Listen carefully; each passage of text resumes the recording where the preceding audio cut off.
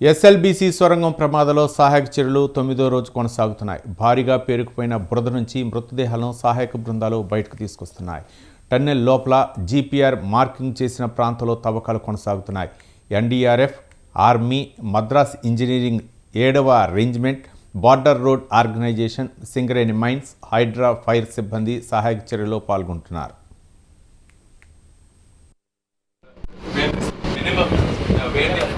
According to their signal, where they feel something is 1.5 meters below, so that we are so now we are going to be having a dewatering station. So one excavator is working behind this, sir, which has made a considerable achievement in clearing the muck and everything which is lying. Regarding the conveyor belt, already as sir explained, because at the end part of the conveying system has got dislodged and the foundations and all have gone away.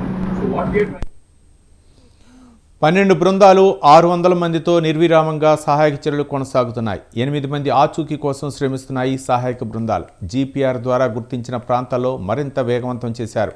రోజులు గడుస్తున్న కొద్దీ ఉత్కంఠ పెరుగుతోంది. సహాయక చర్యలకు బురద, seepage water అడ్డంకిగా మారింది. త్వరలోనే ఆపరేషన్ పూర్తి చేస్తామని అధికారులు అంటున్నారు.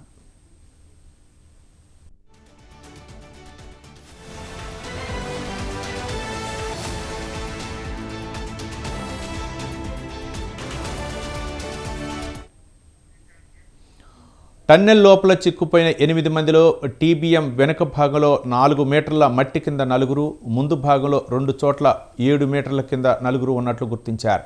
సిమెంట్, నీరు కలిసి 3 మీటర్ల మందంతో కాంక్రీట్గా మారిన ప్రాంతాన్ని డ్రిల్లింగ్ చేసే వైబ్రేషన్లతో ఎక్కడ పైకప్పు కదులుతుందోనని ఆందోళన చెందుతున్నారు. టన్నెల్లో 7 మీటర్ల లోతులో 4 మృతదేహాలను గుర్తించారు.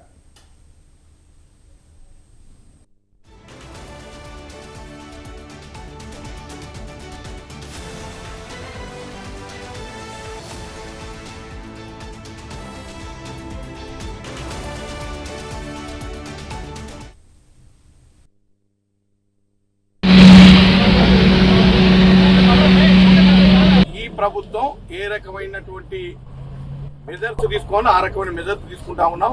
త్వరితగతిన అక్కడ ఉన్నటువంటి లోపల చిక్కుకున్న 8 మందిని తీసుకురావడం కోసం నిరంతరం 24 అవర్స్ ప్రయత్నం చేస్తూనే ఉన్నారు.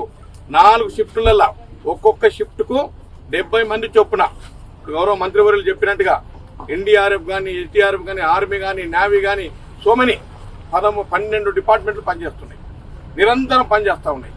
కాబట్టి ఎవరు ఏం చెప్పినా ఇది ప్రభుత్వ వైఫల్యం కానే కాదు. న్యాచురల్ కెలామిటీ, ఇది ప్రకృతి వైపరీత్యం, అనుకోకుండా జరిగిన సంఘటన. దానిపైన వెంటనే ప్రభుత్వం స్పందించింది, నిరంతరం మానిటర్ చేస్తూనే ఉంది. మరి గత విషయంలో చాలా అంశాలు ఉన్నాయి. మనం మేము మాట్లాడాం. గత ప్రభుత్వం ఎక్కడ కూడా ఏమీ పట్టించుకోలేదు. అంతేందుకు నేను ఇంతకుముందు కూడా చెప్పాను, ఇక్కడ లెఫ్ట్ పవర్ హౌస్ ఏదైతే ఉందో 2000 లేటెస్ట్ టెక్నాలజీ ప్రకారంగా రాడార్ సెన్సార్ తోటి మరి ఎక్కడెక్కడైతే బాడీలు ఉన్నాయో అని కూడా గుర్తించడం జరిగింది. వర్క్ చాలా ఫాస్ట్ గా నడుస్తా ఉంది. ఒకవైపు ప్లాస్మా కట్టర్ తో కట్టింగ్ నడుస్తా ఉంది, ఒకవైపు మడ్డును ఎక్కడ మన లోకోమోటర్ ఏదైతే ఉందో లోకల్ ట్రైన్ ఉందో లోకోమోటివ్ దాని నుంచి కూడా తీసుకొస్తా ఉన్నారు. కన్వేయర్ బెల్ట్ కూడా త్వరలోనే రిపేర్ అవ్వబోతా ఉంది. డీ వాటరింగ్ బ్రహ్మాండంగా చేస్తా ఉన్నారు. యుద్ధ ప్రాతిపదికన పనులు జరుగుతూ ఉన్నాయి.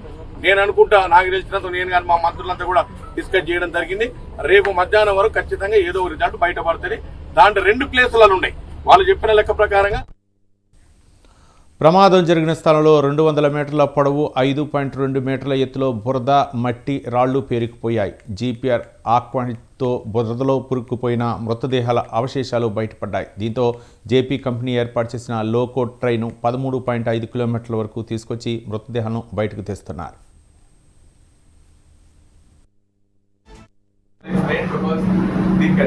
at the end part of the conveying system has got dislodged and tunnel లోపల 5 మీటర్ల వరకు పేరుకుపోయిన మట్టి, రాళ్లు, ఊట, నీళ్లతో బురదగా మారి అడుగు తీసి అడుగు వేయడానికి కూడా వీలు కావటం లేదని చెబుతున్నారు. టన్నెల్ లోపల 13 కిలోమీటర్ల వరకు పేరుకుపోయిన శిథిలాలు, మట్టి, రాళ్లను లోకో బకెట్స్లో వేసి తరలించారు. ఇక ఘటనా స్థలానికి మృతదేహ కుటుంబ సభ్యులు చేరుకోగా వాళ్ల రోదనతో ఆ ప్రాంతమంతా విషాద ఛాయలు అలుముకున్నాయి. ఈ ఘటనపై మరింత సమాచారం మా కరస్పాండెంట్ ప్రదీప్ ఫోన్ లైన్ అందించడానికి సిద్ధంగా ఉన్నారు. ప్రదీప్. రవి, ఏదైతే ఎస్ఎల్బిసి సంబంధించి టన్నెల్లో 9వ రోజు సహాయక చర్యలు అయితే కొనసాగుతున్నాయి. ఇదైతే ఈ 8 మంది ఆచూకీలో 4 ఈ బాడీస్ అయితే ఇప్పటికే GPR స్కాన్ ద్వారా గుర్తించారు. అయితే అధికారులు అక్కడ దాదాపు 6 నుంచి 7 మీటర్ల పైన మట్టిలో బాడీస్ ఉన్నట్టు కూడా గుర్తించారు. దానికి సంబంధించి కొన్ని హోల్స్ చేసి అయితే ఆ గట్టిగుండ ప్రాంతంలో కొంత డ్రిల్లింగ్ చేసే అవకాశం ఉందని కూడా తెలుస్తోంది. అయితే ఆ డ్రిల్లింగ్ వైబ్రేషన్ కు పైకకు కూలే అవకాశం ఉందని కూడా నిపుణులు చెప్తున్నటువంటి పరిస్థితి ఉంది. మరోవైపు సింగరేణికి సంబంధించిన 600 మంది 12 సహాయక బృందాలు నిర్విరామంగా రాత్రింబవళ్లు ఏదైతే ఈ టన్నల్ కి సంబంధించి సహాయక చర్యల్లో పాల్గొంటున్నారు. దాదాపు 4 షిఫ్ట్లలో అంటే వారికి ఆహారం కూడా లోపలికే పంపించడం కూడా కొంత పనుల్లో వేగం పెరిగిందని కూడా చెప్పొచ్చు. అయితే ఈ GPR స్కాన్ ద్వారా దాదాపు 8 మంది మృతదేహాలను అయితే గుర్తించారు. 4 ఏదైతే TBN ముందు భాగంలో మరో 2 కొంత వెనుక భాగంలో మరో 2 ఒక చోట ఉన్నట్టు కూడా గుర్తించారు. అయితే ఈ రోజు మధ్యాహ్నానికి ఆ బాడీని ఏదైతే బయటికి తెచ్చే అవకాశం ఉంది. మరోవైపు దీనికి సంబంధించి ఇప్పటికే ఆ అంబులెన్సులు కూడా సిద్ధం చేశారు. నిన్న ఉత్తమ్ కుమార్ రెడ్డి ఏదైతే 12 సహాయక బృందాల అధిపతులతో సమీక్ష సమావేశం నిర్వహించారు. అయితే ఈ ఒక కంక్లూజన్ కి అయితే వచ్చారు. అయితే ఈ 8 మందికి సంబంధించి ఇప్పటికే మరణించినట్టు కూడా అచ్చంపేట ఎమ్మెల్యే వంశీకృష్ణ కూడా ధృవీకరించడం, ఏదైతే వారి బంధువుల ఏదైతే సంబంధించి వాళ్ళు రోదంతో ఆ ప్రాంతం అంతా కొంత ఆవేదన భరితంగా మారింది. మరోవైపు ఈ బంధువులను కూడా పూర్తి స్థాయిలో ప్రిపేర్ చేసి వారిని కూడా ఏదైతే ఆ ప్రాంతాల నుంచి అయితే ఇక్కడికైతే రప్పించారు. మరోవైపు ఈ రోజు ముఖ్యమంత్రి కూడా వనపర్తి జిల్లాలో పర్యటనలో భాగంగా వనపర్తి తర్వాత SLBC సెంటర్ కూడా ఏదైతే టన్నల్ వద్దకు కూడా వచ్చే అవకాశం ఉంది. అయితే ఇప్పటికే దీనికి సంబంధించి కూడా ప్రోగ్రామ్ ఏదైతే సీఎం పర్యటన కూడా ఖరారైనట్టు కూడా మనకు తెలుస్తా ఉంది. మరోవైపు ఈ రోజు 4 బాడీలను రేపు కానీ ఎల్లుండి కానీ మరో 4 బాడీలను బయటికి తెచ్చే అవకాశం అయితే ఉంది. ఇప్పటికీ దానికి సంబంధించి అంబులెన్సులు కూడా పూర్తి స్థాయిలో వచ్చాయి. అయితే వారి బంధువులకు ఏదైతే సంబంధించి రోదంతో అయితే కొంత ఆ ప్రాంతం అయితే కొంత భీకరంగా మారిందని కూడా చెప్పొచ్చు. మరోవైపు ఏదైతే ఆ ప్రాంతాల్లో ఏదైతే దానికి సంబంధించి కట్టుదిట్టమైన భద్రతా ఏర్పాట్లు కూడా చేశారు.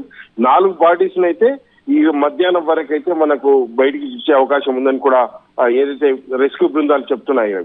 Right, thank you Pradeep.